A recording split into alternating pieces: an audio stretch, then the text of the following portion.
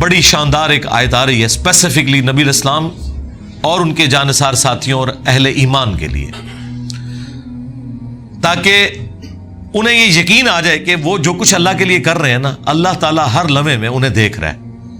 جب آپ کی یہ کیفیت ہو کہ جس کے لیے آپ مشقت اٹھا رہے ہیں وہ آپ کو اس وقت لائیو دیکھ رہا ہے، تو وہ تکلیف جھیلنا آپ کے لیے آسان ہو جاتی ہے۔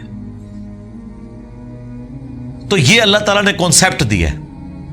آپ دنیا میں بھی جس دوست کے لیے قربانی کر رہے ہیں نا، اور عین اس تکلیف میں وہ دوست آپ کو دیکھ رہا ہو کہ اس کو میری وجہ سے یہ تکلیف اٹھانی پڑ رہی ہے، تو آپ کو وہ تکلیف اٹھانا آسان ہو جاتا ہے کہ جس کے لیے کر رہا تھا اسے تو پتا چل گیا آج میں نے اپنی دوستی منوا لی اس سے۔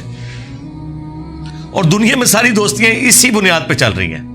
خاوند پوری زندگی اپنی بیوی کو یہ بتانے کی کوشش کرتا رہتا ہے میں تیرے ساتھ مخلص ہوں، بیوی اپنے خاوند کو بتانے کی کوشش کرتی رہتی ہے۔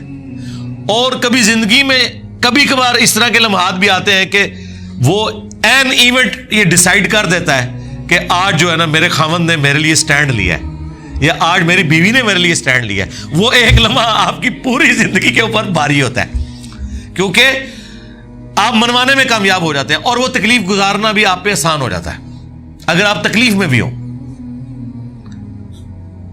تو جس اللہ کے لیے ہم یہ زندگی تکلیف میں کاٹتے ہیں، اگر آپ کو یہ یقین ہو کہ عین اس لمحے میں اللہ آپ کو دیکھ رہا ہے تو تکلیف جھیلنا آسان ہے۔ لوگ کہتے ہیں حسین ابن علی نے اتنی بڑی قربانی کربلا میں کیسے دی؟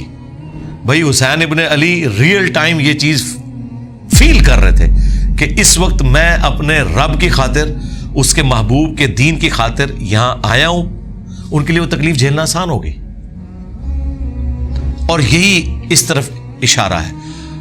وما تکون فی شأن، اور اے نبی تم کسی حال میں بھی ہو، وما تتلو منہ من قرآن، اور جب کبھی بھی تم قرآن کی تلاوت کر رہے ہوتے ہو، کبھی ایسا نہیں ہوتا، ولا تعملون من عمل، اور نہ کوئی عمل تم کر رہے ہوتے ہو نیکی کا۔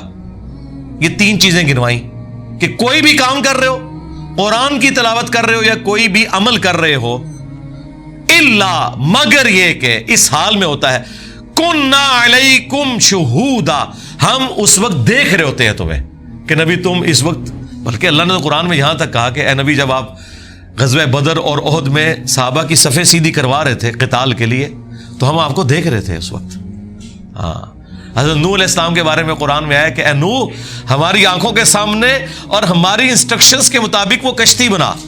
وہ اتنی بڑی کشتی بنانا ان کے لیے آسان ہو گئی، کیونکہ ہر لمحے پہ جب اللہ آپ کو بتا رہا ہو کہ اہلا پھٹا ایتھے لانا ہے، ایتھے کل ٹھوکنا ہے، آپ ذرا اس کی لذت کو فیل کریں۔ اور قرآن میں آیا کہ ہماری آنکھوں کے سامنے اور ہماری وحی کے ذریعے وہ کشتی تیار کر۔ تو اسی لیے تو پھر وہ اتنے عرصے میں کشتی تیار ہوئی تھی، اتنا عرصہ وہ مزہ انجوائے کیا حضرت نوح علیہ السلام نے۔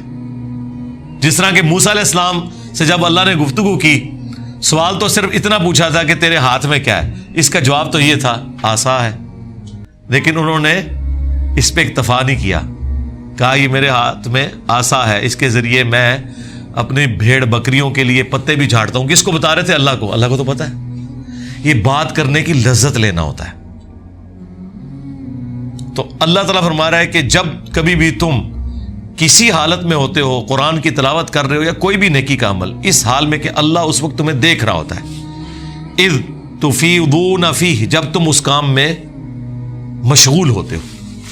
اس کانٹیکسٹ میں وہ بخاری مسلم حدیث ہے کہ اللہ تعالیٰ سب سے زیادہ متوجہ ہو کر وقت کے پیغمبر کو سنتا ہے جب وہ قرآن کی تلاوت کر رہا ہوتا ہے۔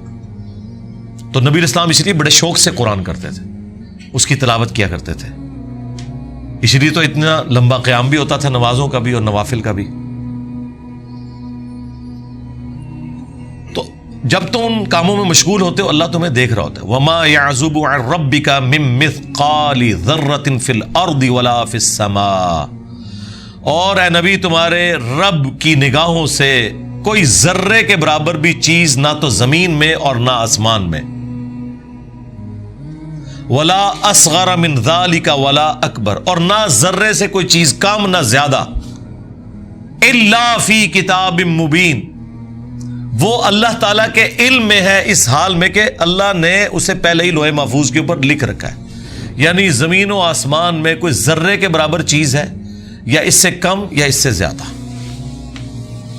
وہ اللہ تعالیٰ کے علم میں ہے، اور ایسے علم میں ہے کہ وہ پہلے ہی لوح محفوظ میں لکھی ہے. تو اللہ تبارک و تعالیٰ اپنے ہر بندے کے ہر عمل سے واقف ہے. اس کی وجہ سے ایک تو گناہوں سے بچنا بھی آسان ہو جاتا ہے، دوسرا نیکیوں پہ استقامت بھی مل جاتی ہے. انسان کو صبر کرنا آسان ہو جاتا ہے. تکلیف تو بہرحال اس نے آپ کو دینی ہے، چاہے وہ فجر کے وقت بستر چھوڑنے کی تکلیف ہو، سردیوں میں غسل جنابت کی تکلیف ہو، گرمیوں میں روزہ رکھنے کی تکلیف ہو، اور پوری زندگی رزق کی تلاش میں مشقت اٹھانے کی تکلیف ہو. یہ سب سے بڑی تکلیف ہے جو پیٹ لگا ہوا ہے ساتھ. آپ ایک لمحے کے لیے امیجن کریں اگر یہ پیٹ ساتھ نہ ہو تو ہمارے 99% مسئلے حل ہو جائیں. ساری چیزیں اسی کے گرد گھومتی ہیں نا. میاں بیوی کی لڑائیاں بھی اکانومی کی وجہ سے ہو رہی ہوتی ہیں. ہاں، جو بچے بد اخلاق ہوتے ہیں لیکن ماں باپ کو خوب پیسہ دیتے ہیں، ان کے لیے دعائیں نکلتی ہیں ماں باپ کے دل سے. اور جو دیتے کچھ نہیں، صرف خوش اخلاق ہوتے ہیں، ان کو وہ منہ پہ بھی ذلیل کرتے ہیں، پیچھے سے بھی ذلیل کرتے ہیں.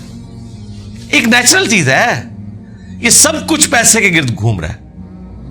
اگر آپ دولت سے، مال سے ان سارے معاملات کو آزاد کر دینا تو آپ کے سارے مسئلے حل ہو جائیں گے. تو یہ سب سے بڑی پرماننٹ تکلیف ہے جو اللہ نے انسان کے ساتھ اٹیچ کی ہے. صرف انسانوں کے ساتھ نہیں، جانوروں کے ساتھ بھی اٹیچ ہے. صبح نکلتے ہیں جانور اللہ پہ توکل کرتے ہوئے، ان کو نہیں پتا ہوتا کہ ہمارا رزق کہاں لکھا ہوا ہے، زندہ بھی واپس آنا ہے نہیں آنا. اللہ تعالیٰ رزق پورا کرتا ہے ان کا. تکلیف وہ بھی اٹھاتے ہیں. پوری زندگی جو پرماننٹ تکلیف انسان اٹھا رہا ہے نا، وہ یہ پیٹ کی تکلیف ہے جو سب سے بڑی تکلیف اٹیچ ہے، مشقت اٹیچ ہے.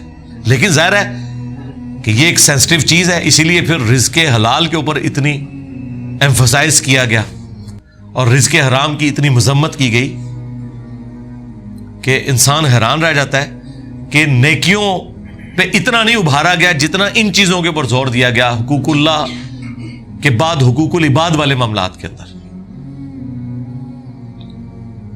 تو یہ سب کچھ اللہ تعالیٰ نے لوح محفوظ میں پہلے ہی لکھ رکھا ہے کہ کس کو کیا تکلیف آنی ہے، اس نے اس کے اگینسٹ کیا پرفارم کرنا ہے، اس نے اللہ کی کیسے تابع فرمان رہنا ہے. یہ ساری کی ساری چیزیں اللہ تعالیٰ نے لوح محفوظ میں لکھی ہوئی ہیں پہلے سے ہی.